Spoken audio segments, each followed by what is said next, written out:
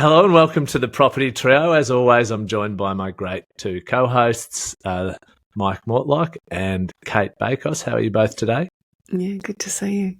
Great, Dave.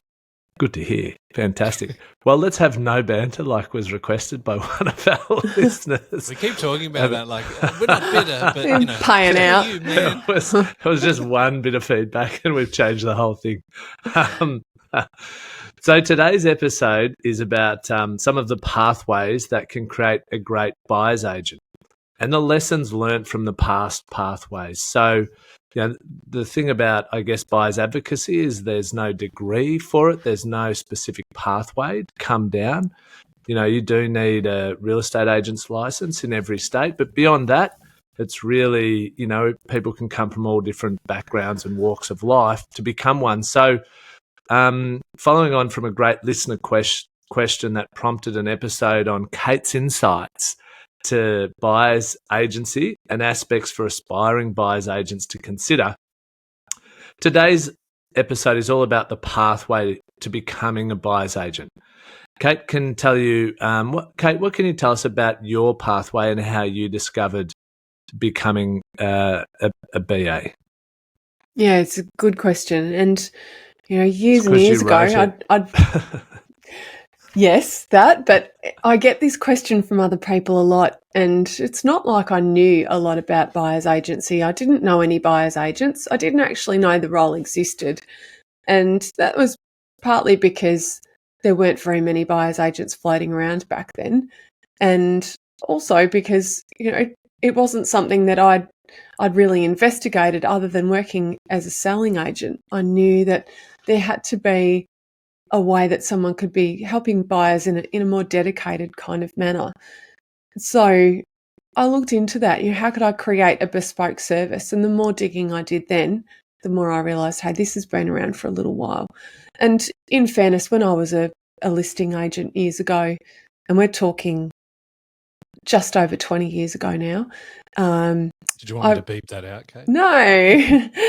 I remember getting a phone call from a buyer's agent saying, could you show me through this property, this property, and this property? And, I did the typical thing, tell me a bit about your search. And no, you don't need to worry about it, just be there. And I thought, I don't really love the idea of working with you as your professional, door opener. I'm not your concierge. And they whizzed through properties that I wouldn't have picked for clients. I remember thinking, why are you insisting on saying a flat on a train line? And then they wouldn't ring me back with any feedback. And I just thought, there has to be a better way to do this. So I've thought about how I could take someone on the journey. And anyway, the rest is history, but it wasn't an easy history. Getting into buyer's agency without a qualification in real estate would be a much bigger hurdle for people. Now, fortunately for me, I already had that bit under my belt. And I also had mortgage broking under my belt, which gives you a bit of an insight into the things that banks hate, lending policy, how banks view applicants, certainly the things that you need to be considering if you want to continue having borrowing capacity for each property, looking at cash flow and looking at tax deductibility and understanding your servicing. So I felt like I had a really good kind of background to do this. And we were just chatting off air before about some of the degree qualifications that buyer's agents have that, somebody might consider are useless, but any degree qualification isn't useless. It shows that you're able to apply rigour, and especially if you've had an analytical degree or you've produced a thesis, then you've got that ability and you've proven to yourself that you can buckle down and do the work, do the analysis and get the reports out. And there's a lot of that in BA. So I'm not suggesting that someone needs a degree to do it, but it certainly is helpful. So my pathway was unusual, and I think everyone's is. I knew at the time I had an agent's reps. To get a full license, you need to have your modules, and in Victoria, you need to have worked under someone for a year. So I was able to fulfill that. But for someone else who's starting out and doesn't have that, well, then an obvious pathway might be to work in the real estate industry for a little bit of time and to get that under your belt.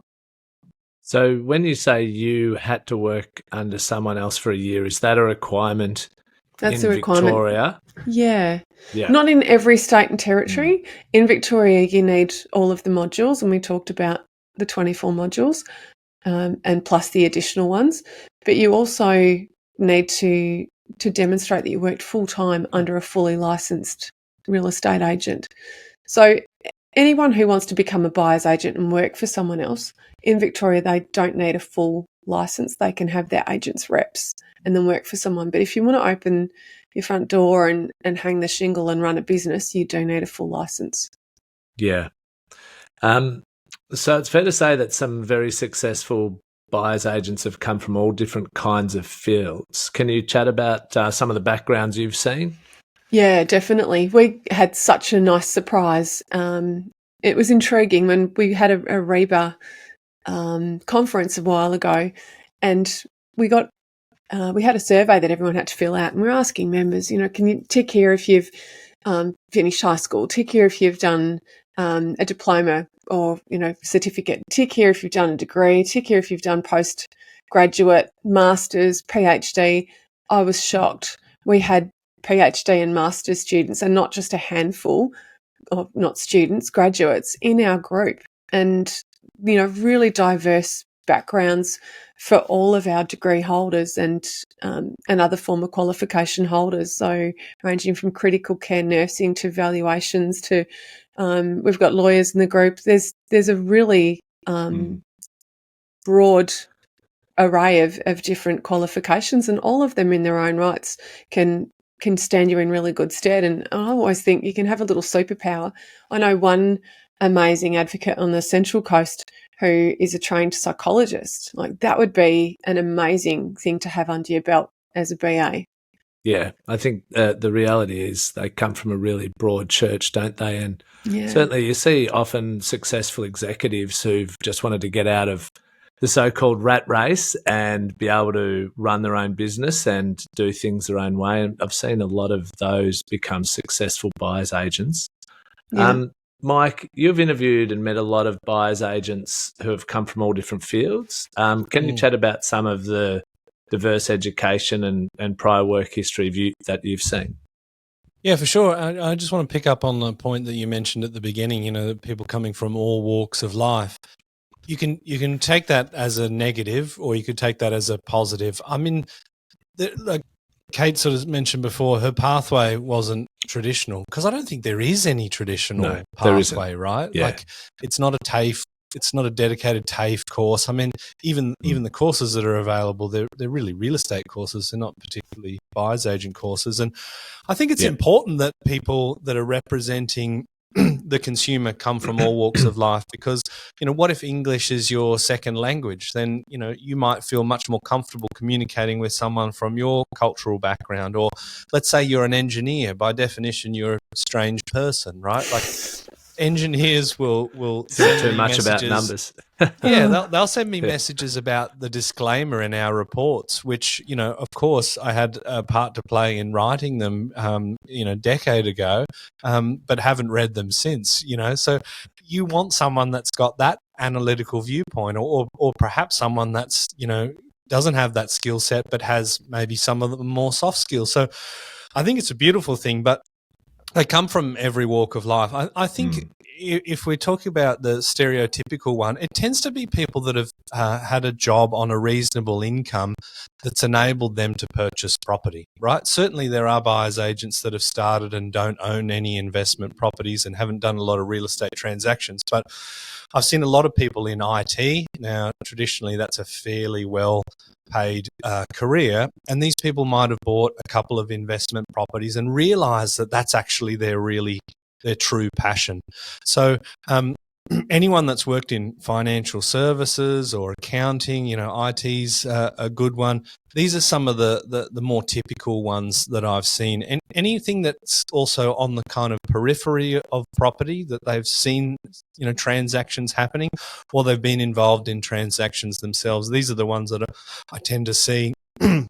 And when it comes from an education point of view, like as Cate mentioned, they come from all different walks of life. And I think if you, let's say with Cate, a mortgage background, I think is absolutely critical for a buyer's agent, but you don't necessarily have to have it in and of yourself. You need to partner with someone that understands that. And I see a lot of buyer's agents having very, very close relationships with strategic mortgage brokers. So, yes, it's good to have like a special skill. Captain Planet comes to mind, right? Like you might be really good at wind, but there's earth involved, right? So you need to have an earth person in your team. But yes, it's great to have that specialization across the broader BA industry. And as Cate mentioned in Reba, looking at that, we've got all those people with different skill sets.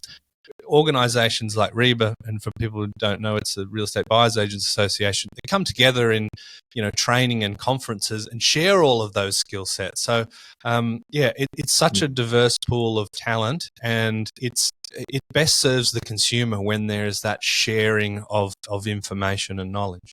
And to your point, Mike, you mentioned, having this big melting pot of lots of different backgrounds and skills.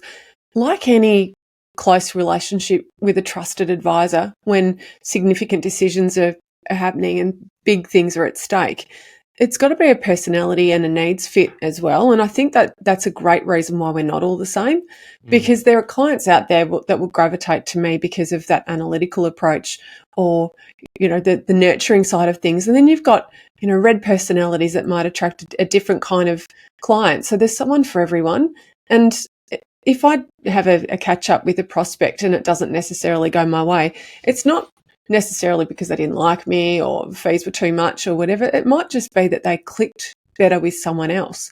And that is the beauty of it. And Dave, you'd say it all the time in your business with your strategic mortgage brokers. It's a trusted role. Yeah, 100%. And, it's also about the personality types. It's about the specific brief too. Each buyer's agent will have slightly different areas of specialization. And so, the brief or the strategy of that customer mightn't suit the types of properties that buyer's agent can purchase or covers as well. So there's a real broad variety of reasons why things will mix and match, and there's different personality types, but geographically as well. So there's all skill sets, different skill sets. That some buyer's agents won't touch investment. Others won't touch something on the northern side of town. There's so many different skills and specializations, as you said. I know buyers agents that just like to deal with first home buyers. Yeah. And I think if we consider one of the other barriers for a clear pathway to become a buyer's agent, it's because there isn't a national licensing regime for property, and there is with, like, if you think mortgage broking, or if you think financial planning. So with property, obviously, we know the licensing regime is for each state. So then the buyer's advocacy or agency process is going to be different for each state as well. So I think not having that sort of national umbrella of a set pathway to go through to get the qualifications required, I think that adds another layer of complexity to becoming a BA as well. So, Mike, actually, Cate and Mike, going back to the attributes that you both spoke about in our last episode about BAs, some of these backgrounds and degrees would be very helpful, but what would the challenges be for someone who hasn't worked in the real estate industry? Diverse. That's an interesting one. and I think we've got to contrast some of the advertising around, be a BA and this is what your life will look like. I mean, I like to joke about, I think I've seen a few posts that Cate's made on being a buyer's agent, and I like to just, give her a poke in the ribs every now and then. And stirs me all the time. It's pretty much just, chai lattes and driving around in your Range Rover looking at McMansions, isn't it? And I think... And dressing like a rock star, don't forget that. Yeah. Exactly, with all of your gluten-free, fancy hipster stuff. And I think there is a notion about that comes from television, some of the advertising, but it is actually quite a lot of work. I mean, off air, we basically talked about I'm coming to Melbourne, so we're going to have some great fun and do some recordings in person.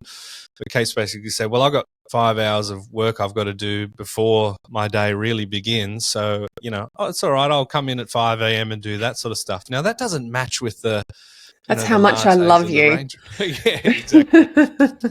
So much Well, we'll have a your few drinks suggestion later was, in the can we, day. can you do it after our late lunch? Well, I don't think anyone wants their BA talking to them when they're, over 0.05, and That was that's Dave's likely. suggestion, and I Well, think I thought because Mike had rearranged all our plans, I thought we were just having a quiet lunch. I was going to Yeah. drive. were you indeed? No, cancel that. Yeah. Get on Okay. get on the train cards, whatever they're called. I see. That's another problem. Every Trams. state's got a different bloody Mikey or Go, or I've got 3 different states in my wallet. You're right. The legislation for buyers agents should be much more universal. But getting back to that point, it's nowhere near as glamorous as it can seem. No, it's not. And if it is glamorous, then you're not Nothing doing the is. real work. For all the Instagram posts that we see of people gliding through gorgeous houses, you don't have enough time to do that. Like if I get a happy snap at a house, it's usually after we've secured it.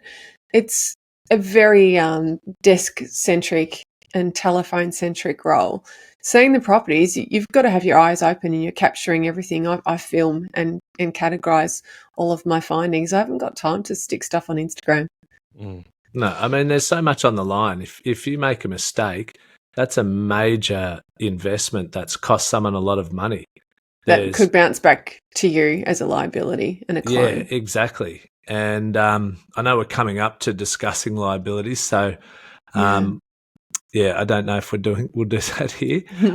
Well, you asked, what are the challenges of adapting to BA life, for someone who hasn't worked in the real estate industry. And, last time I said the challenges were the hours, and they absolutely are. And, for anyone who thinks it's 9 to 5 or part-time, forget it. You won't be able to do the job justice if that's your mentality. It's also the autonomous work. You haven't got a boss. Even if you are working for a boss, they can't micromanage you because they're working hard and bringing in business and managing clients. You're expected to work autonomously and to know what to do. So You're if someone's responsible. That's a big part absolutely, of being a professional advisor. The yes, responsibility you hold for the client experience and getting things right. yeah. And knowing who to ask and when to red flag something, that's really important. You can't cruise along until the client picks up an issue. That's not what the job is about. And I think also the costs associated with being a BA, whether you're just working for someone else and you still have to, get your own computer and your phone and etc., or whether you're setting up a business and then you've got leases, subscriptions, insurances, you're dealing with staff and payroll. There's a lot of juggling that goes on here, and that's not to. I haven't even touched on HR and accounts receivable and managing your books and your tax and your BAS and actually bringing income in. and living off a commission and fluctuating income and running a number of meetings, and if you don't make a sale, you're worrying about how you're going to put food on the table. Yep. And dealing with that kind of pressure as well. Not everyone's cut out for being able to handle that kind of pressure. Yeah, so true.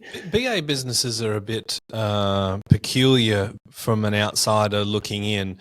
The vast majority of them are very, very small. There's only a few examples of them getting to a certain size. And then I'm close enough to the industry to see some of the negatives from the consumer when you are using a buyer's agency business that, let's say, has 20, 50 staff. People want to transact with someone that they know, like, and trust, like as we were talking about before, right? So if you want to work with Cate and she has 20 buyer's agents, well, like, unless you're her mate, it's probably impossible, right? Like, or it's some really strange brief that sits in her area of expertise. She can only take on a certain number of people at a certain time. And they also can't be competing briefs as well, which I think buyer's agents take for granted, but for outsiders, that's a bit of a surprise. Like if you're looking for a four-bedroom house in Seddon, I don't even know where Seddon is. But it's next to Yarraville. There nice you go. work. Yeah. So I knew it was close to where you were. If you're looking for a four-bedroom house in Seddon and you've got between 1.4 and 1.6, then like that's a pretty narrow area. So Cate only gets to work with one person in that kind of band. I think the best buyer's agents in Australia are small. That's a personal feeling. I don't want hate mail from people because Well, we've discussed that before, Mike. Yeah, we Right. 100%. I've spoken about that before you were a member of the trio. Right. So yeah, Because I think you have a technician, a guru, and helpers, right? Administration, support staff. So you get that guru doing it. Whereas in the world that I live in, you get to a certain point and you don't actually do the technical stuff anymore, right? You're running the business. And I think that, let's say if Cate decided, I want to have 30 bums on seats, then she's going to have to move away from that and do the HR and do the payroll and do the marketing and that sort of stuff. And what does that mean? Well, it means that she's delegating to people underneath her. And yeah, sure, maybe she would train some people to be great. But I think in her heart of hearts, she believes that she's great at what she does. So she needs to be on the front line. That's why I think buyer's agents need to be a smaller size. Yeah, it's a nice point, Mike. And it's, what the reality is, I love it. Even if someone said, you could grow your business to X and increase your profits, blah, blah, blah, I wouldn't be doing what I love then. And what's the point? Yeah, I think it's very hard to scale and keep a consistency of quality of advice and service. It's one of the reasons I shut down our buyers advocacy arm for all the things you're talking about there, Mike. And I hear all the time from smaller buyers agents where they'll have friends in the industry and their businesses are doing 30, 40, 50 deals a month. And they sort of say to me privately, like, there's not that many good quality properties like that I consider investment grade properties. So like, are they better than me? And the asterisk is, I don't think so. So are they compromising on the quality of those deals? And I always, I don't care about individuals. I don't care about businesses. I don't care about buyers agents to some degree. I care more about the consumer, right? That's always been my driving thing in my personal ethics and business ethics is the consumer getting the best possible result? And the people that I kind of think align with that are the people that I want to interview, I want to chat to, I want to be friends with. Well, look, if at the end of the day you draw a line in the sand, and let's say 5% of all properties are quality stock, well, there's only a certain amount of property to go around. There's only, there's a finite number of properties. So therefore, if some buyers agents have to go outside of that 3% or 5% of available stock, so they need to compromise, don't they?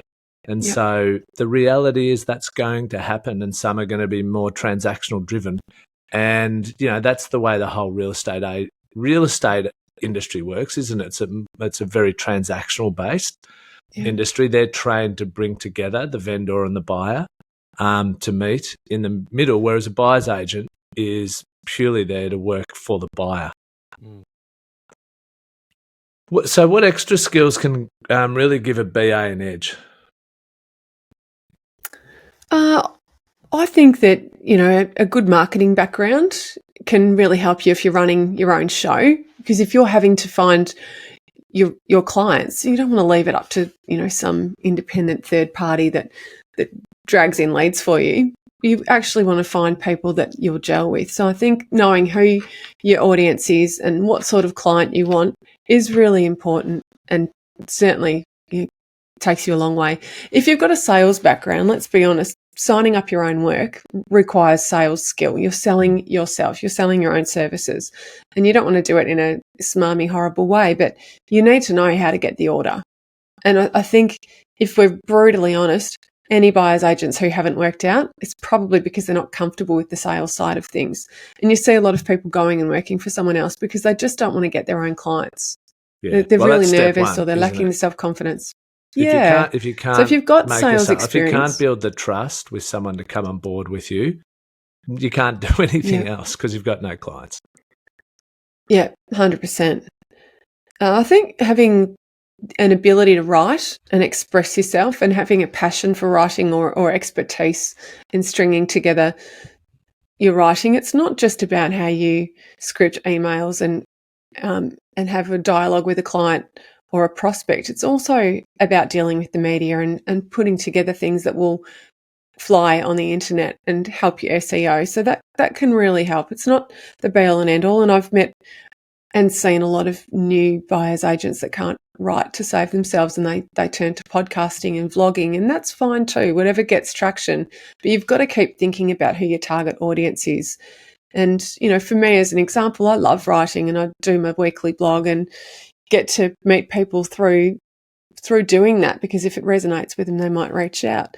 And, you know, it's all well and good to do vlogs and put stuff on TikTok, which I don't do, but who's your audience? Because if it's first home buyers who can't afford you, then is it really worthwhile? And I'm exaggerating there because I know of a few that have had a lot of success on TikTok and platforms like that. Media training and an understanding of economic concepts and what's going on out there, and, you know, how to have an opinion, how not to polarize people or, you know, get yourself offside, and being able to be succinct when you're asked to comment on stuff, that can certainly help. I've had to learn it over the years, and, you know, I think back to when I first started doing this and I'd have a journo call, I'd waffle and think, you know, how can I get all of this information through to them? You've literally got their attention for half a minute. You've just got to give them the headlines and a couple of good grabs. Yeah, some really great points. Any more skills that can give a BA an edge? Yeah, look, social media SEO and IT skills, obviously, that's great, because if you know how to get traction online, then it's certainly an edge, but it's not the be all and end all, and you can pay people to get you involved in, you know, increasing your SEO and having a slick website. Yeah. And a number of those are really business skills, aren't they? And depending on how you want to build your They business. are business skills. I think the analysis, if you've got an analytical mind and you know how to dredge for data, that's an enormous point of difference for you. But that's only if you're an investment BA, because a homeowner's not really going to drill you about that stuff. Yeah. Mike, you'd have a few more pointers here that you could think of. What skills can give us? I think it depends on the type of buyer's agent you're going to be, right? So if you take Cate as an example, you were president of an industry, you've been very successful in the media, but then I've seen buyer's agents who, you know, you guys might not have even heard of, that are just great networkers, and they're analytical people and they have a property background, right? So that they're not in the spotlight, but they can still run successful businesses. But if they didn't have those established networks, then yes, they would need to blog, they would need media, all those sorts of things. So I think passion is most important. And then the analytical stuff is hyper important for whether you're going to be hotspotting around the country or whether you are only going to work in Seddon. Big shout out to Seddon. I hope I get free coffees if I ever go there. Because you're still going to need to say, okay, well, what are the comparables saying about the market value of this? You know, how much is too much? What's a good deal? What, you know, where do we walk away? That all requires analytical things. And if you're hotspotting, you really need to understand economics. You know, really need to understand the drivers of capital growth and all of the dynamics at play that impact the price. That's causing the changes. For one market to be on the way up more than others. That's very hard. That's hard to do, which is why you also need to be a bit skeptical when people are doing that. And I think also you might be hyper analytical, you might be very, very passionate, but at the end of the day, you've got to be able to close business. Now that sort of sounds a little bit horrible to someone like me, because, you know, I'm from the country and I've still got that country ethic. It's like, you know, I feel like I'm really good at what I do. If you agree, like, let's do something. But at the end of the day, sometimes you've got to say, you know, what can we do to get this across the line? Or, you know, what question can I answer to make you confident to proceed? And I've had to learn those sorts of skills, right? Because at the end of the day, you need to believe that if they're not working with you, then they're getting second best, right? 100%. It's a fundamental belief system that you need to have as an advisor, isn't it? Yeah. If you don't have that, the people who you're trying to get to work with you, they're going to pick up on that because you don't have the confidence to actually believe in yourself.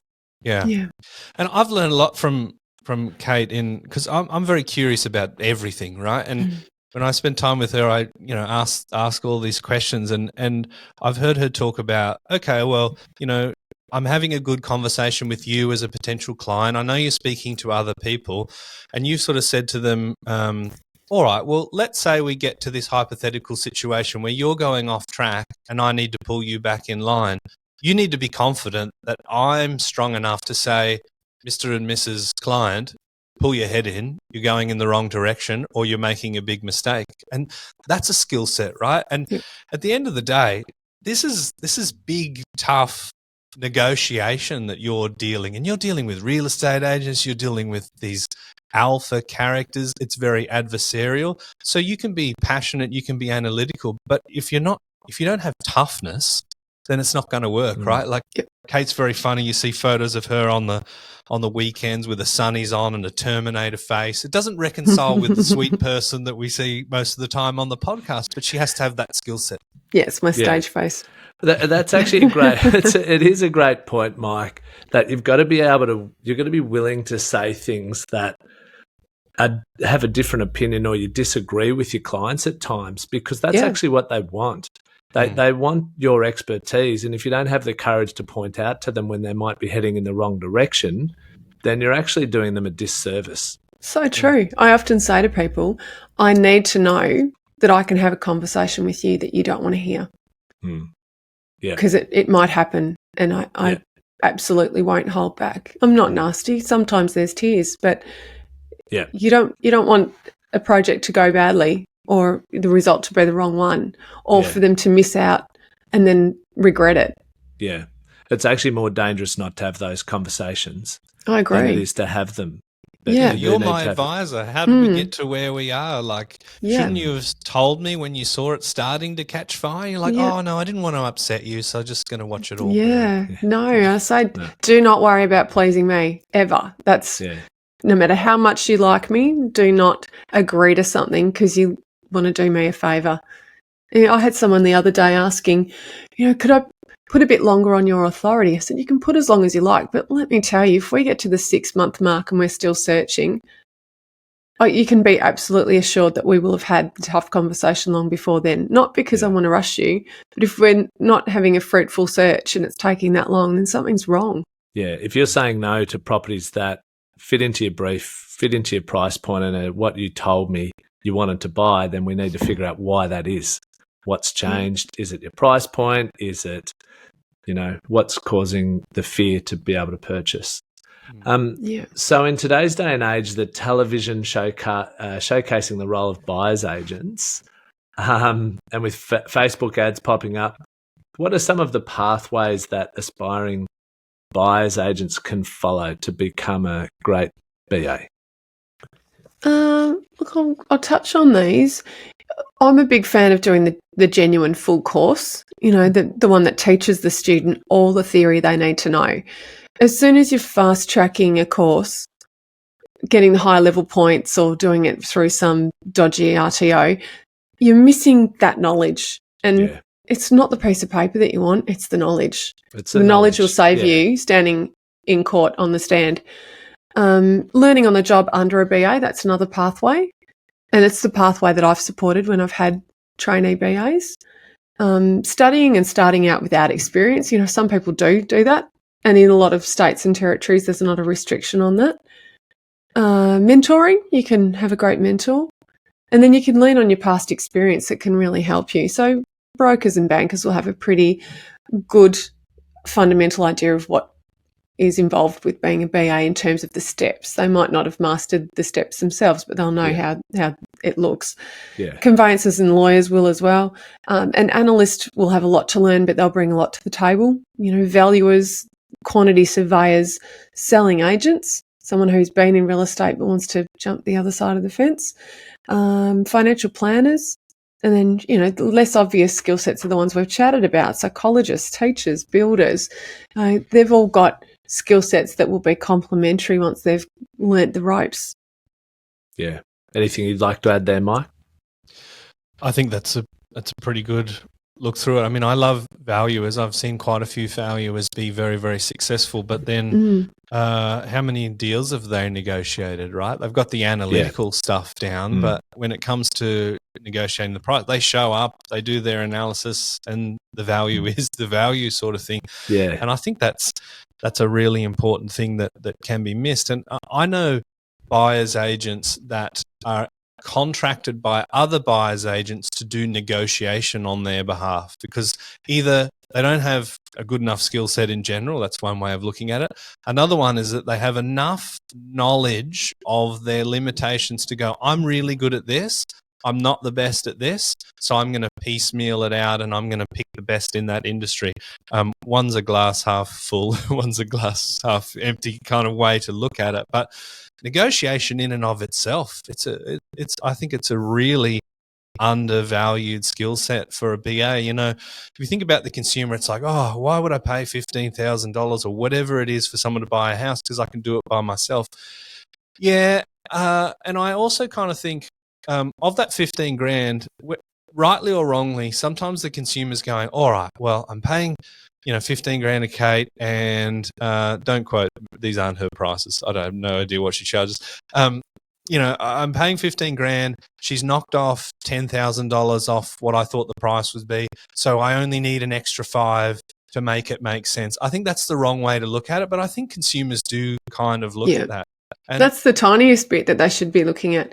Yeah. Projecting where they'll be in 20 years. Yeah. If they went it alone or if they had the help of someone who knows what they're picking and where they're going. Yeah. Yeah. Every now and then, I think everyone should put 500 grand or $1 million in a spreadsheet and compound it at 5% versus 7%, and then go, oh, okay, right. That's why Albert Einstein said that compound interest is the 8th wonder of the world. 100%. Yeah. So, which question? That answers your question, Dave. That answers it really well. This is your question, Mike. I thought, do you want me to ask it? Oh, yeah. What was that? Cate, what training backgrounds and previous jobs have you seen a bit prohibitive and problematic for new BAs? Yeah. I color-coded this. That's right. I skipped a question before too. Look, I think from experience, when people have had that 9-to-5 mentality, it hasn't worked well. So anyone that's worked for government, that's been a hard transition. And I speak from experience as a boss that had someone in the chair who was 9-to-5 and used to flex days, and getting a request from a new starter saying, oh, can I work from home today? Because it's not a role that encourages any of that. And closing down your computer at 4:57 and saying adios, guys, and our phones are just starting to go mad at that time. I don't get home before 7:30 ever. Not that you want someone to be dreading coming to work and having big full days, but the reality is closing down your laptop at 4:57 and clocking off, that maketh not a good BA. Yeah. You don't understand what great service looks like if you do that, because at the end of the day, you're beholden to your clients. You need to be there for them, and that's outside of hours. You don't have to be unreasonable about it. It doesn't have to be late at night, but sometimes it will need to be, because people need to making them some of the most important decisions in their lives at short notice. And, so they need someone there who they can rely upon. Yeah. I'd been in customer-facing roles and doing it for a long time. And I don't know if I've told you guys this, I had a period of time between 2 jobs where I had to do what they call is gardening leave. So for 6 months, I had to do something else. And this is just before I was a BA. I was mortgage broker transitioning into BA. And so for 6 months, I got this awesome contract, and I was at Melbourne Water, and it was a community consultation role. So you've got stakeholders, you've got the community, and I can be contacted. I had a project to complete. I only had 6 months. So, I was very diligent, and I was not used to public service at all. And I remember, they'd all come along and say, right, Tiger Truck's here. We'd all just wander outside. Some people would have a smoke. And then they closed at 4:00. So at 3:57, they'd be saying, right, close your laptop. They all thought I was mad. I'd still be on a call going, hang on a sec, shush everyone. It's a very different mindset. But hiring someone from that and putting them into BA, I think it's a really big risk. You got to be on all the time. I mean, The first couple of times, I think we went out for a glass of wine or something, Kate, you used to apologise, said, I got to take this phone call. Now you just take it. You just go, shh, come on. That's awful. I do that to my family too. So used to it now. And, like for anyone that can kind of empathise with being that client, you want that level of service. You don't want to go, oh, Kate's out there, having a Pinot Gris and she's not picking up. Like sometimes it might just be a psychological need rather than a time-based imperative, but you need to talk to your person, right? So you got to be prepared to be available. Yep. Yeah. It's so true. 100%. Deals don't wait for anyone. No. And Kate, what are some of the pathways you worry about?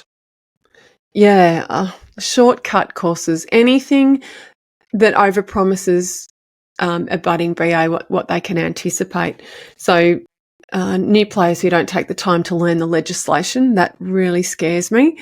Inexperienced BAs who don't understand property metrics, and I guess courses that promise 6 figures or even 7 figures, and suggest that you can get to that point overnight, and in particular suggesting that BA can be part-time. They're the pathways that terrify me, because you don't know what you don't know. And there are some things that are absolute furphies. It's very hard to just hit the ground running and, master this and earn a 6-figure income, let alone a 7-figure income. I've seen some claims out there that I find really bothering. Yeah. And Kate, clearly you are a fan of teaching a BA on the job. Can you share with us what the learning timeframe looks like and how you immerse someone in the job? Once they've done all of their theory, they've done the course properly, they're just meant to be a sponge for the first at least 3 months, probably 6 months. They're not adding me any value. They're not slowing me down either. They're just sitting next to me and traveling with me and listening into conversations on the phone and soaking it all up. Then they start adding a little bit of value when they're doing some administrative stuff. They might be helping me with obviously sorting all of the files and chasing agents and contracts and just admin. And as they start to get a bit more confident, maybe after the 6-month mark, they might be prepping some first draft efforts at comparable sales analysis. Then I can go through it. And at that point, they are slowing me down because I'm cross-checking everything and training them. And at some stage, they reach a point where they can be emailing the client direct. So they might be answering questions. And so what I then get them to do is write their response and send it to me first. And then I can read through it and change the flavour or the facts or whatever it needs. And slowly it starts to, one day they'll have a bit more authority and autonomy. I'll be able to say with confidence, no, you run with that. You can do it. You can answer that, or you can organise that. Yeah. And the very last step is picking a property and assessing it. Because I can teach them how to bid, but assessing and picking the property is really critical. And it's usually about 2.5 years in by the time you get to that. Yeah, it is an apprenticeship.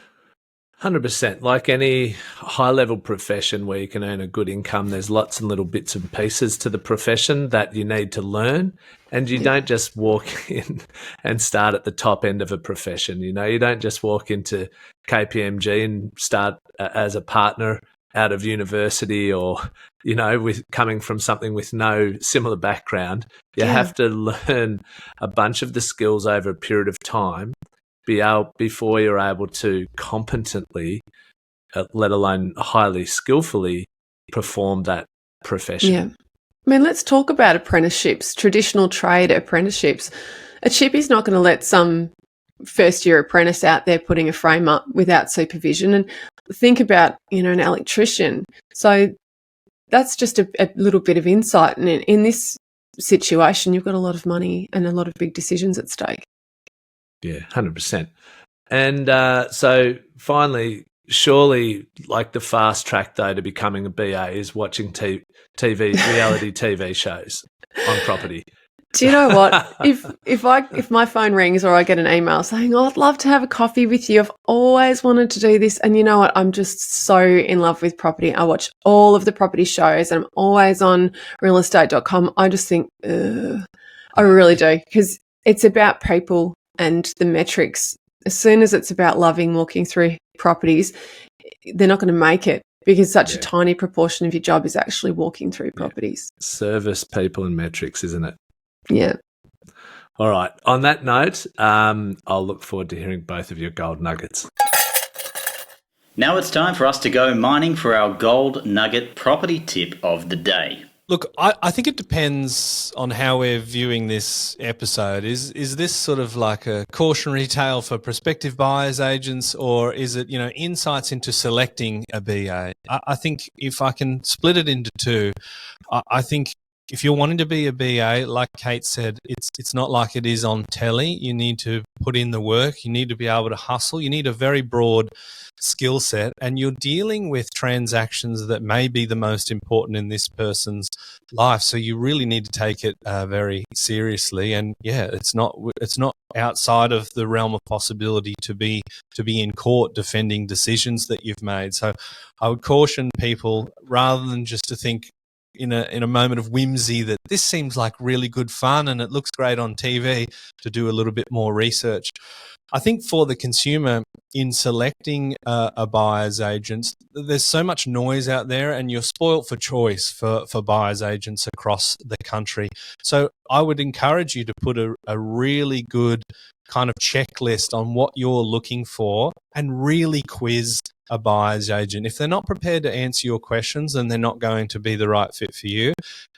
Yes, you have to have a personal match with them. You've got to be able to do business with someone that you can stand to be around, but don't undervalue their experience, expertise, and their understanding of the property market at large. It's way more nuanced than it appears from the outside.